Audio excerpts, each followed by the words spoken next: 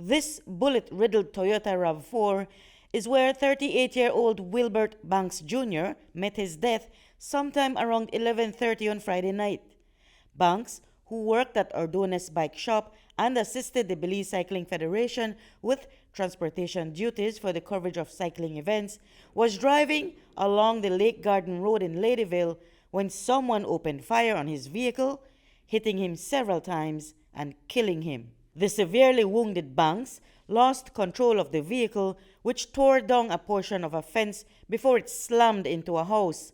One of the occupants of the house told News 5 off camera that she was concerned that the vehicle would explode. I just get up and use the bathroom and go back in the doors when we hear so shots fire.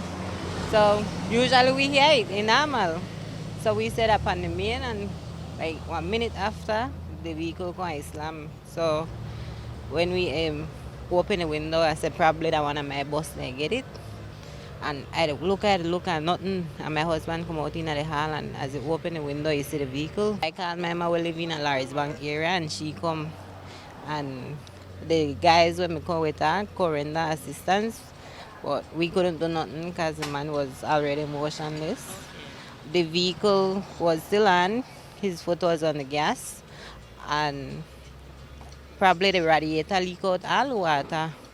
And he made done the smoke, so we're afraid so the guys ain't gonna shut down the vehicle before it explode or something, catch fire. Police investigations have revealed that the murder was the result of a three-way love affair between a woman and two men, the deceased and the accused.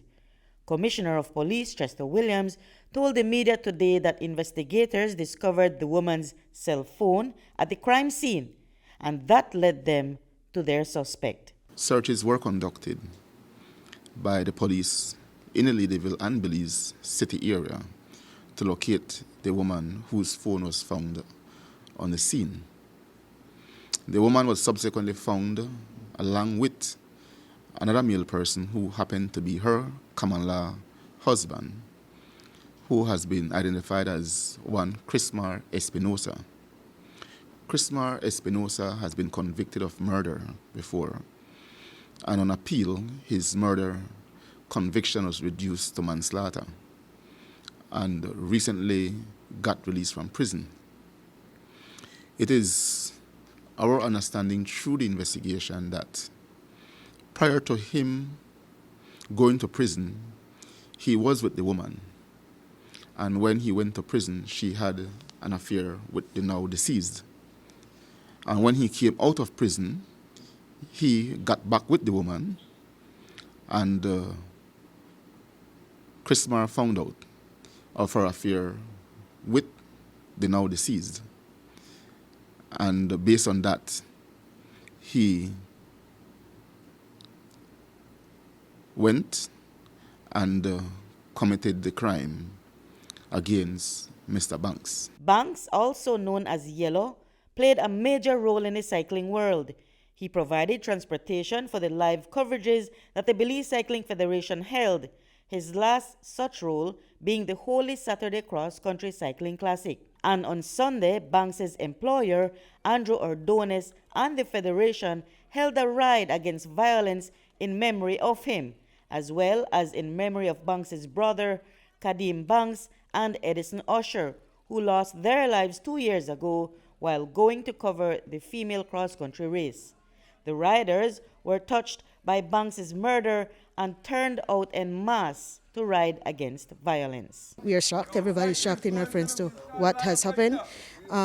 We know that there's a real increase in gun violence in Belize, and we find that sports should be an alternative. We want to draw awareness to gun violence.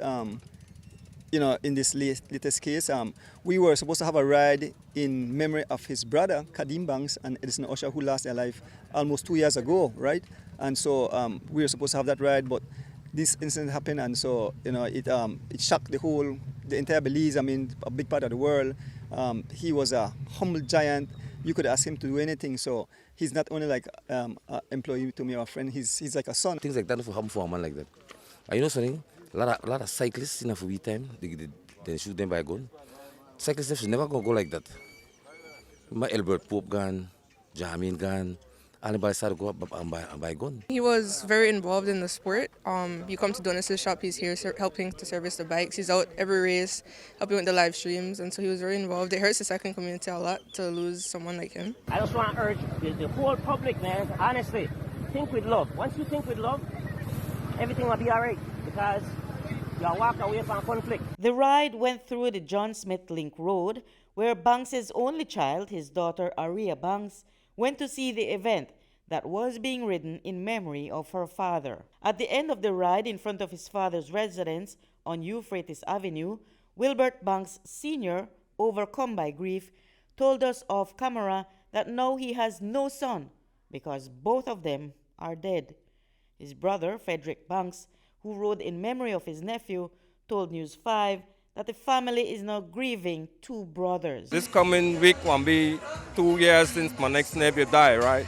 So now the two of them die on the same month, so it's like very hard for the family and my brother, who's their father, And we do this right today to make everybody know that we are tired of the violence.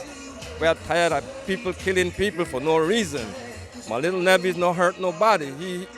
He's friend to everybody. Everybody know him as a calm person. He don't even talk hard to nobody. It's very hard for our family right now, but we will pull through it. The ride had the participation of several children cyclists, some of them not even 10 years old.